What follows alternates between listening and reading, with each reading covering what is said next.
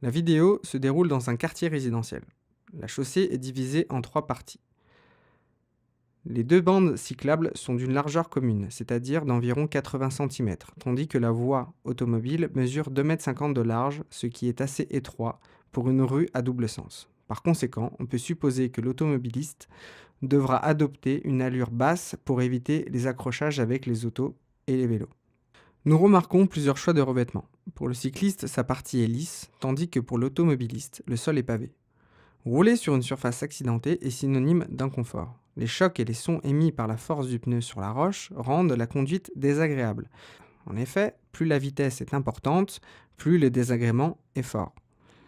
Concernant le stationnement, là aussi le cycliste n'a pas de souci à se faire, puisqu'il peut se garer soit sur des râteliers prévus à cet effet, soit de manière plus informelle avec l'attachement du vélo sur des poteaux ou des grilles. Les intersections sont gérées de deux manières.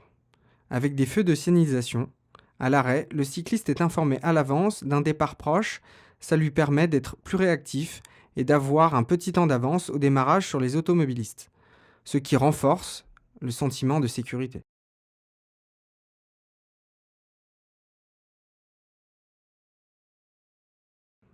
Les râteliers situés à proximité immédiate des commerces favorisent les ventes. En effet, un cycliste multiplie les petits achats et serait supérieur au montant payé par les automobilistes en une fois. Zone de rencontre. Dans ce cas-là, seuls les non motorisés ont la priorité. Mais peut-on dire que cela fluidifie les flux?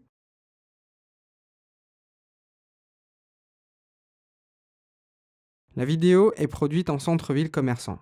La circulation est d'abord tranquille et modérée.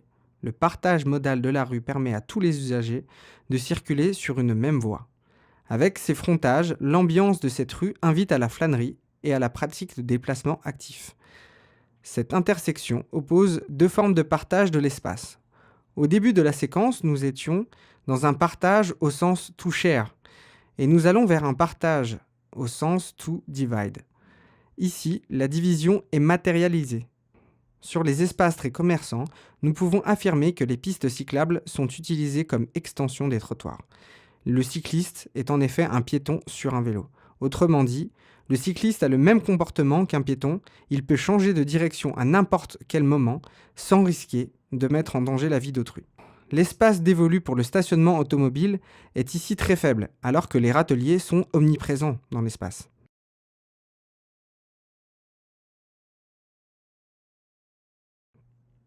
À l'approche des feux, nous observons une congestion de cyclistes. On remarque que le feu de signalisation passe d'abord au vert pour les cyclistes et après pour les véhicules motorisés. Ce type d'intervention permet de sécuriser au maximum le pédaleur au démarrage.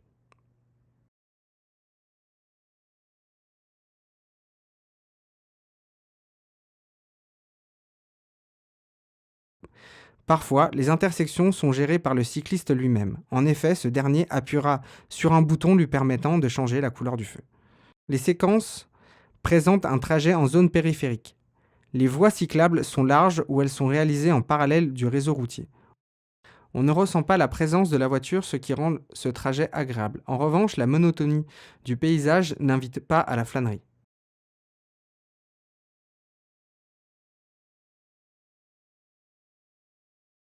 Ici, nous sommes sur une avenue commerçante, bordée de part et d'autre par des quartiers résidentiels. Le vélo se sent en sécurité, d'une part parce qu'il est surélevé par rapport à la chaussée, et d'autre part parce qu'il partage le trottoir avec les piétons.